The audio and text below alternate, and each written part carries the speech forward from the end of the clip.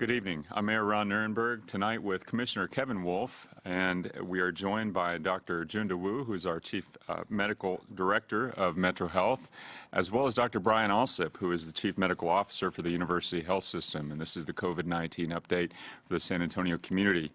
Before we get into tonight's numbers, we want to talk with you a little bit about the upcoming Labor Day weekend. It's a holiday weekend with hopefully some cooler temperatures, and it's tempting to get out, barbecue with family, and it would be tempting to let your guard down, but we do have to remember that lives are depending on us all to stay disciplined. Although the number of cases have dropped, coronavirus is still present throughout our community, so we have to protect ourselves and our loved ones this Labor Day by wearing masks, keeping 6 feet of distance from others, and avoiding large crowds. Remember that after Memorial Day and the July 4th weekend, our region saw a significant spike in COVID-19 cases, and we came dangerously close to overwhelming our hospital system. So please don't let your guard down now. We have to maintain vigilance, as our public health officials have been telling us from the very start. Let me turn it over to Commissioner Wolff. Thank you, Mayor. Much appreciated. And as the Mayor mentioned, we have come very close to overwhelming our hospital systems, which is, I would argue, our number one goal that we've tried to make sure we don't overwhelm. And so as we go into this Labor Day weekend, continue to be smart about this. Make sure that you're careful. Now it's more important than any other time to make sure we don't make that spike that we've seen happen before. So if you're going to do something over Labor Day, choose an outdoor location where you can. Avoid locations with poor ventilation. Skip the family-style spread. Individually packaged meals and utensils are safer. Wear a mask, especially around those who are more susceptible to virus. You've heard me say this before, where perhaps wearing masks and social distancing is a new form of our wearing seatbelts and airbags. So mask up like you buckle up if you're going to be doing stuff this Labor Day weekend, and let's protect each other and make sure we don't run into another spike. Mayor?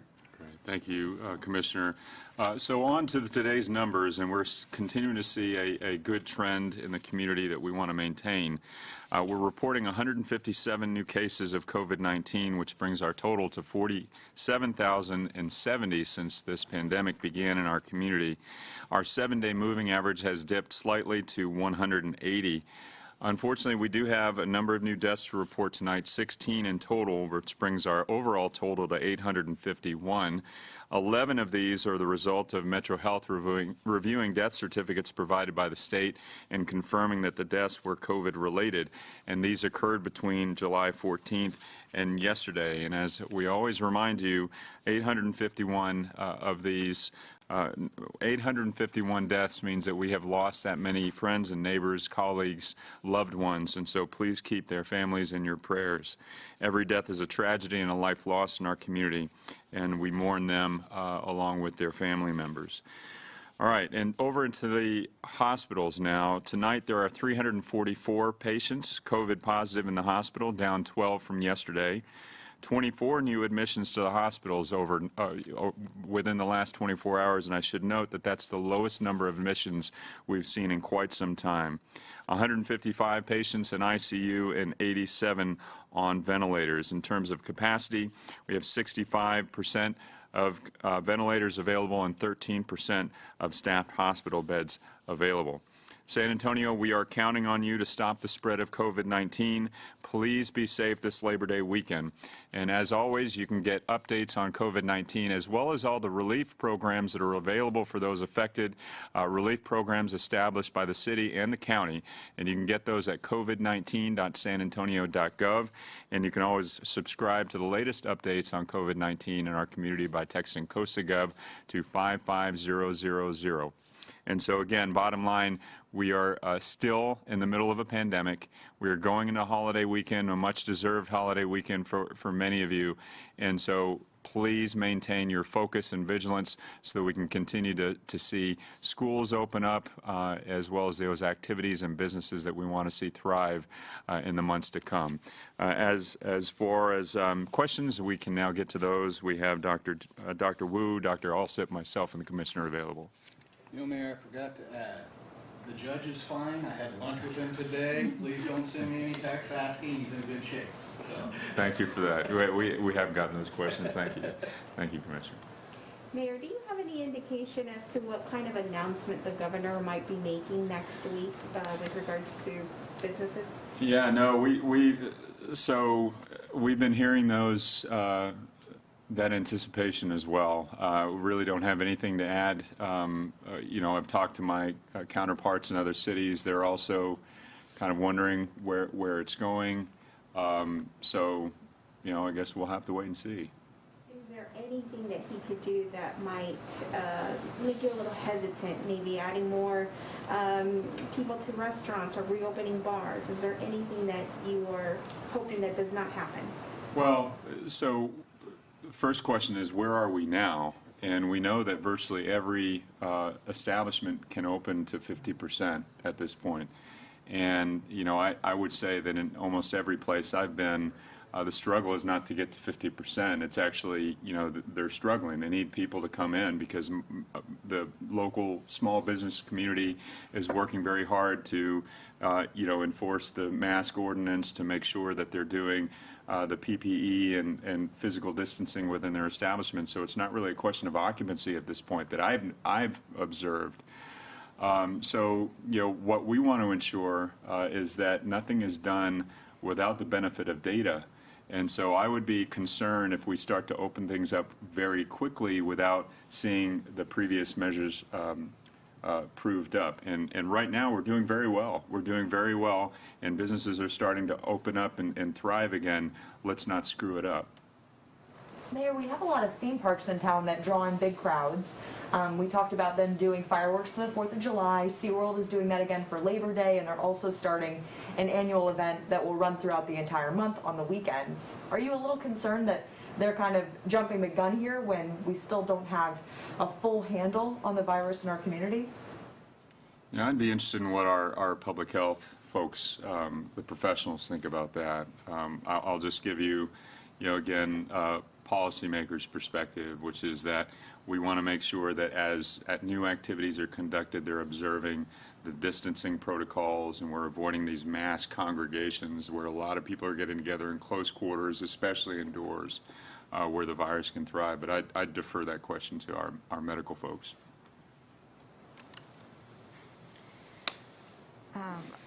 Of the different kinds of businesses we've discussed, the one that gives me the most stomach upset is bars.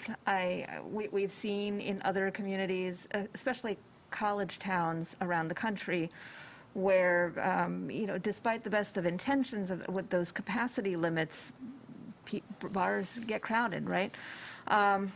So my hope is that the governor will be keeping that in mind with whatever recommendations are made. And I would like to emphasize that when we tip into, well, right now we're in the green zone community-wide, but we can't be thinking that means we go back to doing everything we were doing in January, right?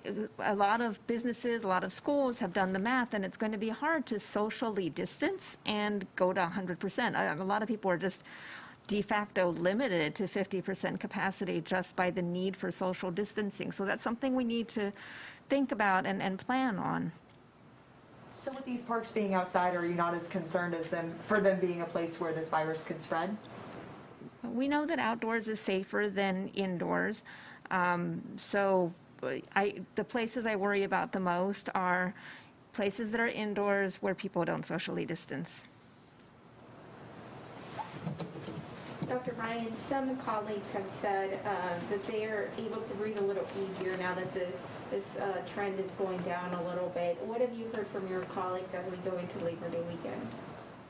Well, I think there's a general sense of optimism because we have seen the trends continue to decline. I think I'd remind everyone that we feel that they're going down because people are doing the right things to help that. The virus hasn't disappeared, it hasn't gone away, it hasn't gone into hiding. So I think a lot of it speaks to the behaviors that the mayor and the commissioner were mentioning, So I think those are things that we appreciate now. Certainly in the hospitals, we're less busy with specifically COVID patients, but we're still busy, and so the beds are being filled by non-COVID patients as well. Surgical procedures are more frequent now, which is good. Many people delayed those for a period of time, and so they're getting care that they need.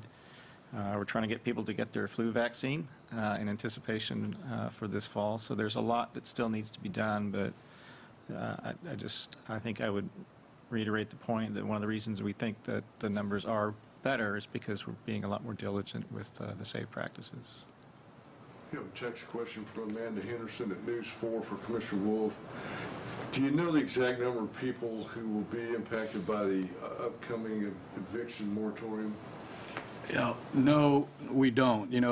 A lot of this is new. What I can tell you is that we will be releasing by the morning as much of an update as we can in regards to how we're going to be handling this. We do not know what numbers that this might or might not impact. It's just not information that we have available at this time. The CDC changed its guidelines last week to recommend people who are exposed to someone with COVID but aren't symptomatic should get tested. What are your thoughts on that? So the CDC sort of had a fair number of changes recently, as I think you're alluding to the fact. I think there was a little bit of a walk back given the concerns that were raised about not testing those who had a positive exposure, a known exposure, even though they're asymptomatic. I think most of us feel that given at least sufficient testing capacity, we would want those individuals to be tested.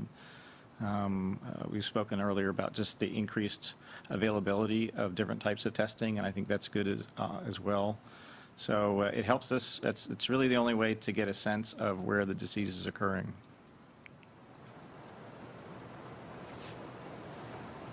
We have a text question from J.J. Velasquez at the Rivard Report. Are there any additional details about the pregnant woman who died of COVID?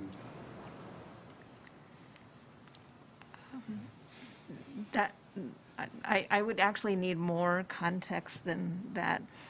But typically, we're not going to give a bunch of protected health information but they're free to contact our public information folks offline, and we'll be able to get you an answer. Thank you. Thanks, everybody.